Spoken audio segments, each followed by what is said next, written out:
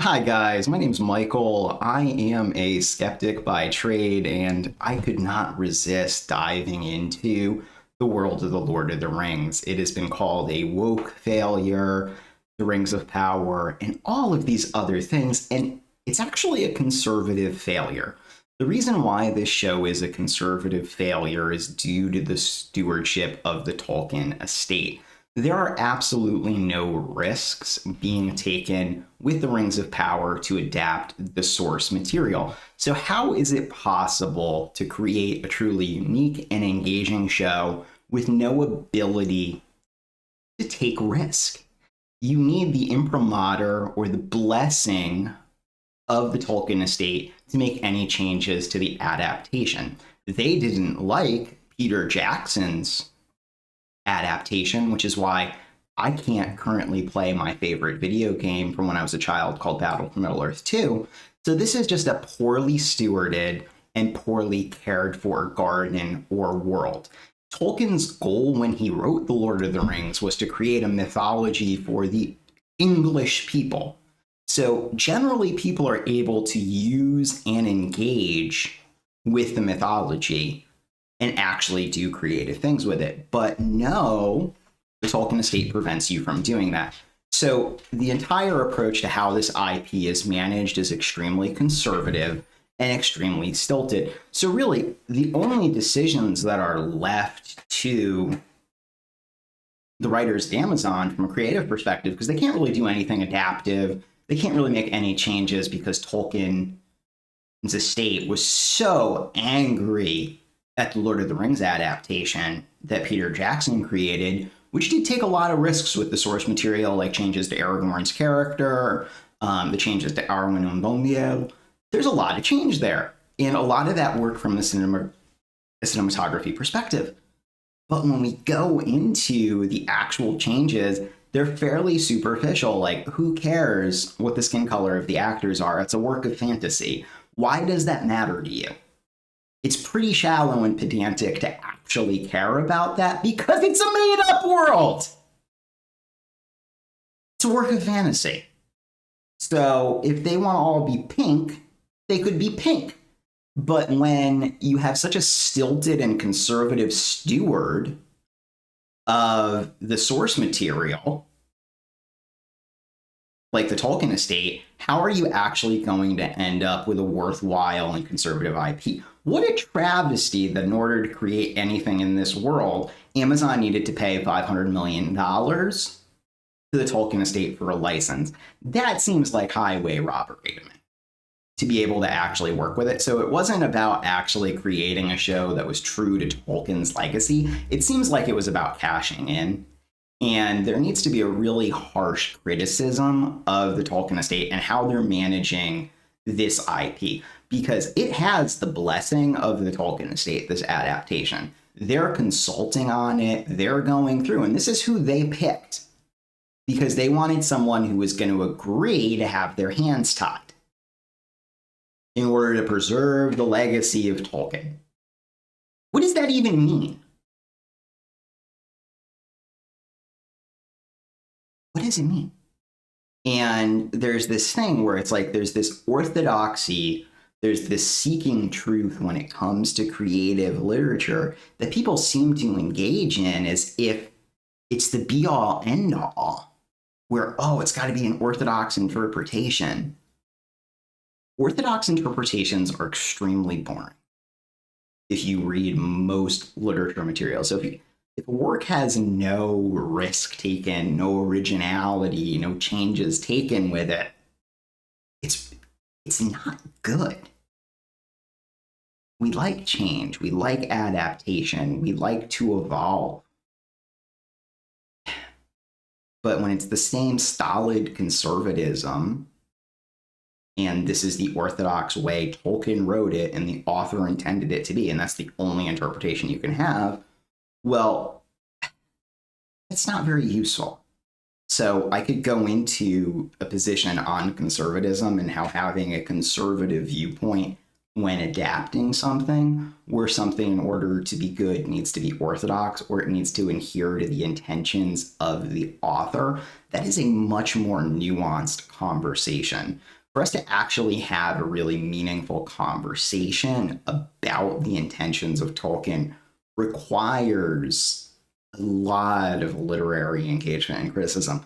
And his intentions as someone who grew up in World War One, as we're looking at the rise of Germany, is an incredibly complex historical milieu, which is really not something that should be adhered to in a modern medium, where the medium needs to be adapted to each generation. And the original message of the 1920s and the 1914 in the 1910s, where Tolkien grew up, was a revolutionary time period and a time period of turmoil. So this like fanciful idea or this like beautiful garden idea of Tolkien's intentions or whatever, his son thinks, that's not how you tell a compelling story. Reinterpretation is key.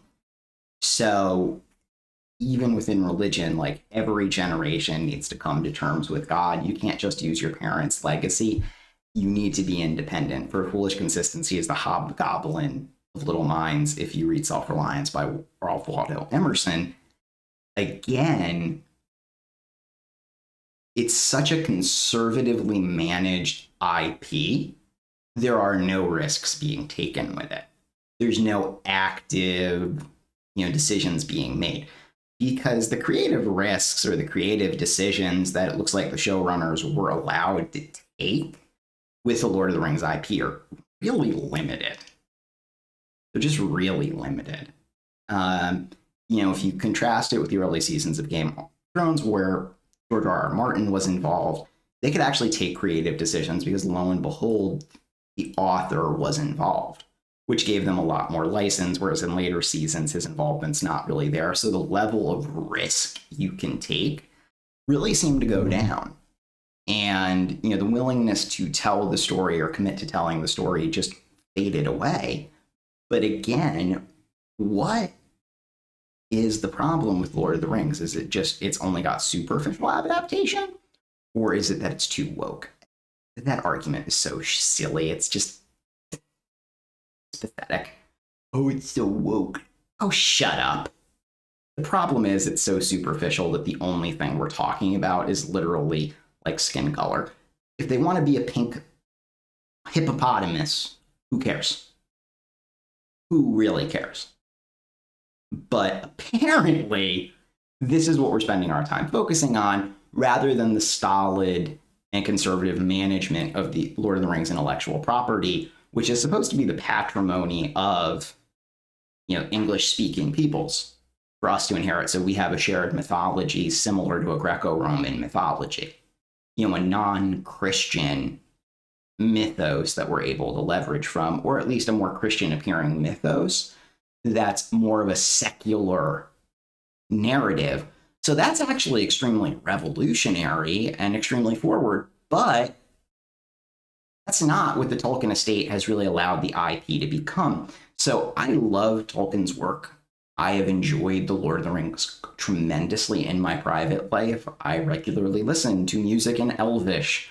It's why I call myself a frustrated philologist, which is quite interesting. But nevertheless, the basic issue with The Lord of the Rings of Power, is the management of the intellectual property by the Tolkien Estate, not the decisions of Amazon.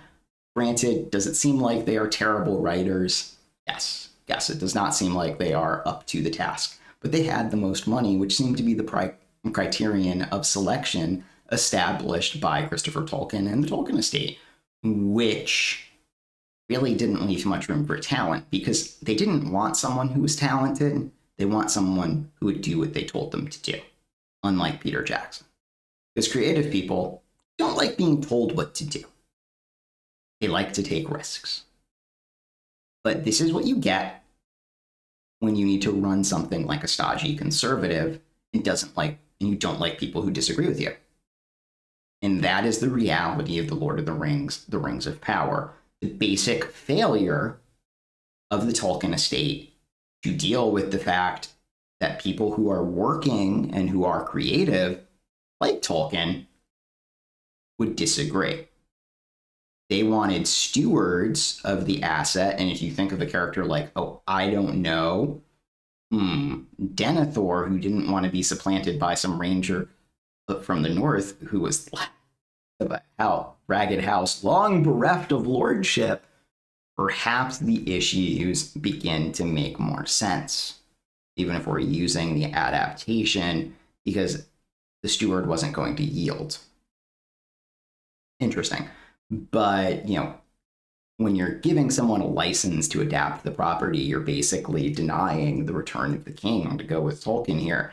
And I just don't see why that makes a lot of sense. But again, the basic issue I see with The Lord of the Rings, The Ring of Power, is the management of the IP by the Tolkien estate, and the fact they don't like the return of the king or actually having a creator or someone make creative decisions who's not them.